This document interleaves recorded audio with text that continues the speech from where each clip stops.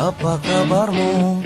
Lama kita tidak bertemu. Assalamualaikum warahmatullahi wabarakatuh.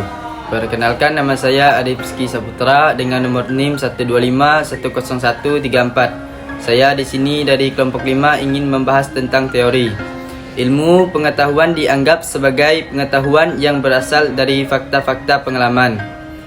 Pandangan umum ini beranggapan bahwa sains didasarkan pada observasi yang objektif, tanpa prasangka dan dapat dibuktikan secara empiris.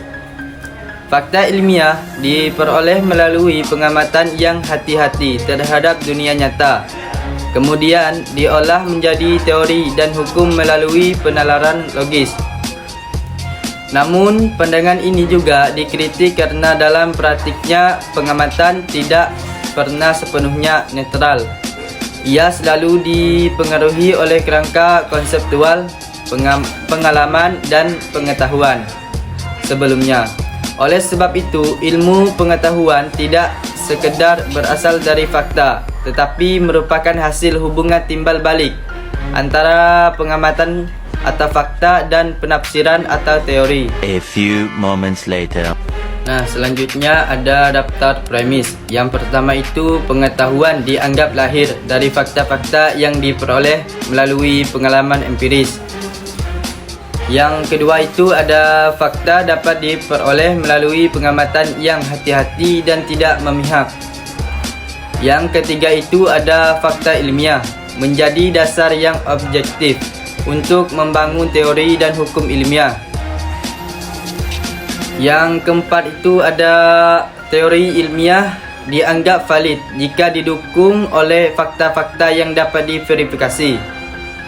Yang kelima itu ada pengamatan ilmiah harus dilakukan secara sistematis dan berdasarkan pengalaman indrawi. Yang keenam itu ada sains modern lahir ketika manusia mulai menolak otoritas tradisional atau mulai percaya pengalaman empiris atau Galileo. Yang ketujuh itu ada proses ilmiah melibatkan observasi, eksperimen, dan penalaran logis dari fakta menuju teori. Yang kedelapan itu ada fakta yang sama bisa diartikan berbeda tergantung kerangka konseptual pengamat. Yang ke-10 itu ada pengetahuan ilmiah bersifat tentatif atau teori dapat berubah jika ditemukan fakta baru yang lebih kuat. A few inches later.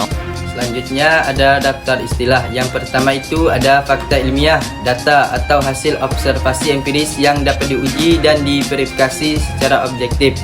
Yang kedua itu ada observasi, proses pengamatan sistematis terhadap gejala alam untuk memperoleh fakta.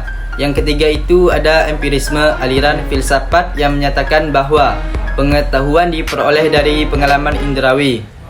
Yang keempat itu ada positisme, pandangan bahwa ilmu harus didasarkan pada fakta yang dapat diamati dan diukur, bukan spekulasi. Yang keenam itu ada eksperimen atau cara ilmiah untuk menguji hipotesis melalui pengendalian dan pengamatan terhadap variabel.